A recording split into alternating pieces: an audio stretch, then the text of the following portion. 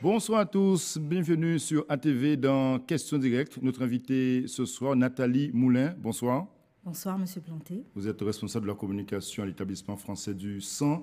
C'est important pour vous ce mois de mai dans la collecte de sang en Guadeloupe? Oui, c'est très important puisque au mois de mai, il y a beaucoup de jours fériés, Oui. en tout cas plus que d'habitude. Et donc, ce sont autant de jours où on ne pourra pas collecter. Donc, c'est important, en amont de ces jours fériés ou de ces jours chômés, de pouvoir collecter un maximum de poches pour pouvoir répondre aux besoins des malades de Guadeloupe. J'ai bien noté, il y aura 23 collectes, lieux de collecte pendant le mois de mai. Sous l'ensemble du département, pratiquement toutes les communes seront concernées. Mois, on essaie chaque jour du mois en fait le camion de l'EFS sillonne les routes de Guadeloupe et on a des points de collecte pratiquement dans chaque commune. Aujourd'hui, quelles sont les priorités? Quels sont les donneurs prioritaires aujourd'hui pour vous? Alors, tous les groupes sanguins sont recherchés. Tous les groupes sanguins sont recherchés. C'est sûr que le groupe O négatif, on en a toujours besoin parce que c'est le donneur universel. Hein. Quand on a un accident grave, quand on a quelqu'un à transfuser en urgence vitale, c'est si on ne connaît pas le groupe de cette personne, c'est du O négatif que nous allons lui transfuser. Donc, c'est vraiment important d'avoir du O négatif, mais tous les groupes sanguins sont recherchés. Et pour ce mois de mai, vous avez justement une priorité, un objectif à atteindre? Alors, chaque jour, on a besoin de 50 dons de sang pour subvenir aux besoins des malades de Guadeloupe. 50 dons chaque jour. On arrive à peine à atteindre 25 poches par jour. Ah oui? Donc, les Guadeloupéens ne sont pas sensibilisés, ils sont réticents à donner leur sang. C'est quoi? Alors, c'est vrai qu'en Guadeloupe, on n'est pas très, très bon donneur. Et on a vraiment du mal, surtout à fidéliser nos donneurs. Parce qu'on s'est rendu compte qu'en fait, on a effectivement ce vivier de donneurs. Hein. On a besoin de 10 000 poches chaque année. Ce vivier, il faut non seulement renouveler ce vivier, c'est-à-dire recruter de nouveaux donneurs, mais il faut aussi les fidéliser. C'est-à-dire que les donneurs qu'on a déjà, il faut les inciter à venir donner. Parce que souvent, la personne donne une fois, mais elle ne revient pas forcément. Il suffirait tout simplement que, par exemple, les donneurs qui ont donné l'année dernière, qu'ils soient revenus une deuxième fois. Si chaque donneur était revenu une deuxième fois, on aurait été largement autosuffisant. En plus, ce mois de mai, beaucoup de week-ends prolongés, donc ce qui veut dire aussi des risques d'accidents. Tout à fait. On sait que voilà, durant les week-ends, que guérir dans ce cas-là. Exactement. Il ne faut pas attendre moi, j'aime bien dire qu'il ne faut pas attendre la grosse catastrophe ou le gros attentat ou le tsunami ou le séisme pour pouvoir donner son sang. Il ne faut pas attendre ce genre d'événement. Mais la régularité, elle est très importante pour la bonne marche de la transfusion sanguine. Donc ça veut dire qu'il faut sensibiliser tout le monde, les jeunes, les moins jeunes. Les jeunes comme les moins jeunes. On peut donner de 18 à 70 ans. Donc la fourchette, elle est très large. Et donc chaque personne doit se sentir concernée par le don du sang. Par exemple, Nathalie Moulin, on va être précis. Quelqu'un qui est drépanocytaire en Guadeloupe aujourd'hui, est-ce qu'il peut donner son sang? Alors, quelqu'un qui est drépanocytaire ne peut pas donner son sang, mais si la personne est simplement porteuse du gène de la drépanocytose, c'est-à-dire AS ou AC, cette personne peut donner son sang.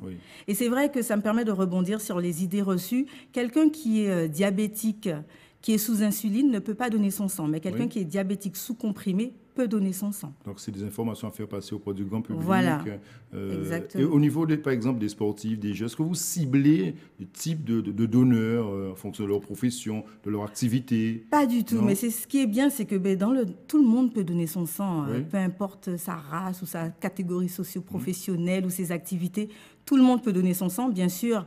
Quelquefois, il peut y avoir des contre-indications, il y a des règles, il y a des critères pour donner son sang, mais on recherche, tout le monde a la possibilité de donner son sang du moment qu'il est en bonne santé et qu'il répond à tous les critères.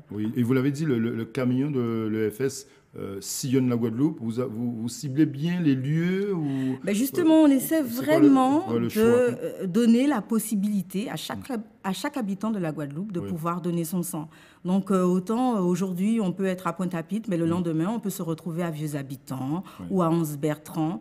Donc, on essaie vraiment d'être sur chaque commune de la Guadeloupe tout au long de l'année. Alors, par exemple, pour ce week-end du 8 mai, vous avez déjà une collecte prévue dès demain samedi. Voilà. Oui. Demain, samedi, nous sommes au Centre culturel de Sainte-Anne, de 8h jusqu'à 12h30. Lundi, c'est un jour férié, il n'y a pas de collecte. Et mardi 9, nous sommes devant le Super U de Saint-Jules à Pointe-à-Pitre de 8h30 à 13h. Oui. Les lieux sont importants. Vous répétez, ça revient souvent au même lieu ou bien on a des lieux réguliers. On se retrouve pratiquement une fois par mois sur Sainte-Anne ou alors sur Saint-François. Effectivement, on a des lieux réguliers. Et vous avez les moyens d'accueillir aussi les donneurs, les potentiels donneurs au sein de votre établissement? Tout à fait. Possible. Donc, notre établissement qui est situé à côté de l'hôpital, à côté du CHU à Pointe-à-Pitre, on accueille les donneurs les lundis, mercredi et vendredi de 8h à 14h. Avec l'objectif, c'est d'avoir 50 dons par jour. C'est vraiment important parce que quand on n'a pas ces 50 dons-là, on est obligé de faire venir des poches de la France hexagonale. Oui. Or, on a quand même des malades qui ont des besoins spécifiques, tels que les drépanocytaires, qui ont besoin de sang provenant de donneurs afro-antillais. Donc, quand vous faites venir tous les jours des poches de France hexagonale, ça ne répond pas forcément aux besoins de cette population de malades que représentent les drépanocytaires. Et cette collecte du mois de mai, c'est juste pour anticiper pour le mois de mai ou bien c'est pour anticiper déjà sur les grandes vacances, par exemple, le mois de juillet non, parce que les poches ont une durée de vie limitée, malheureusement. C'est pour ça qu'on demande de venir. Alors, une poche de... Ce qu'il faut savoir, c'est que quand le donneur vient, sa poche va être séparée en 3. Oui. Donc, on aura les globules rouges qui sont, que l'on peut garder 42 jours. Oui. Et on a les plaquettes aussi qu'on utilise en Guadeloupe qu'on va garder 5 jours. Ah oui. Donc, c'est pour ça que régulièrement, le donneur qui vient une fois, il faut qu'il revienne 2 mois ou 3 mois après. Sachant qu'un donneur, une femme, peut donner jusqu'à 4 fois dans l'année, un homme peut donner jusqu'à 6 fois en respectant un intervalle de 2 mois entre chaque don. Quelles sont les périodes les plus difficiles, les plus compliquées pour vous dans l'année? C'est quoi? C'est les grandes vacances, juillet, août ou le mois de décembre? Ce sont les grandes vacances. C'est le mois de décembre par rapport aux vacances de Noël. Ça va être Pâques. Parce que tout le monde se prépare à aller camper et le don du sang, ça devient secondaire. Ça va être aussi la Toussaint. C'est-à-dire que dès qu'on se retrouve dans une période de vacances, on observe des tensions en fait, sur les stocks. Et le FS a les moyens justement d'être mobilisé en permanence avec des médecins, c'est ce qu'on essaie de faire. Chaque jour, on met à la disposition de la population une équipe de collecte, que ce soit en camion ou au niveau du site fixe.